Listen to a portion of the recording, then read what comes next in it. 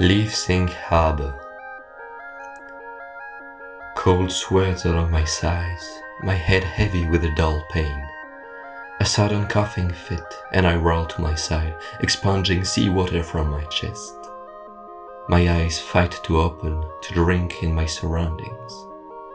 Through the dim crepuscular light, I see the beach that has graciously accepted my would-be corpse. Dotted along the beach, wooden pillars supporting docks above sprout from the sand, as if they were the trunks of trees with impossibly woven limbs, with all manner of ships perched along their bows. As the rays of light pour over the horizon, refractions of light glisten along the beach. Beautiful flakes of blue light emanate from whisper-thin leaves that swim through the tide and rest upon the shore. I am enamored by their beauty, by the crystalline structure. As I reach to grab the treasure, I'm startled by sudden movement. The claw arm of the shadowy monster digs into the sand before my hand and drags the gem-like leaves towards itself. I scramble backwards, a wave taking my grip and submerging me back into the water. As I surface, I quickly wipe my eyes to properly face my adversary when I realize what I am facing.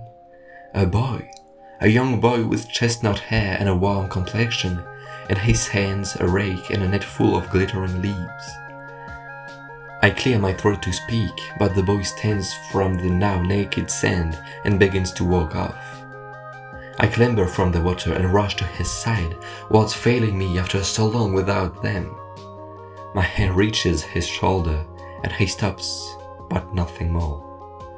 I walk around to face him, to greet another human being, but I gasp in shock. The boy's eyes, or where his eyes should be, is nothing, save for the bright blue glow, like that of the gem leaves from the sea. He faces me emotionless, cold. Then returns his empty gaze forward to another vibrant azure pile, and continues on. As I leave the beach and reach a one-stone path, the sun finishes its ascent over the edge of the world and bathes the structures before me in a warm dancing light, and the buildings reciprocate with their own blue light. Adorning the elegant buildings are polished blue gems that accept the gift of the sun and craft it into a million dancing specks of light, each blessing the land with its grace. Ornate filigree and meticulously carved wooden pieces intertwine with stonework that seems to grow from the dirt, architecture conceived by gods. And as the sun lights the gems, so too does it wake the denizens. Coming from their homes and business emerge countless individuals, no singular trait among them shared, save for the crystal blue light from their eyes, somehow even brighten the morning light. They engage with each other, but no sounds are uttered, with no whispers, no motions.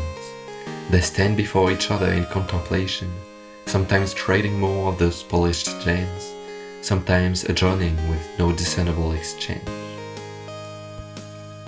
I slowly stalk the roads, undisturbed by the other passers-by, but still unnerved. What has happened to these people? What is with this town and these gems? The stores I pass have no signature other than large pictures advertising their wares.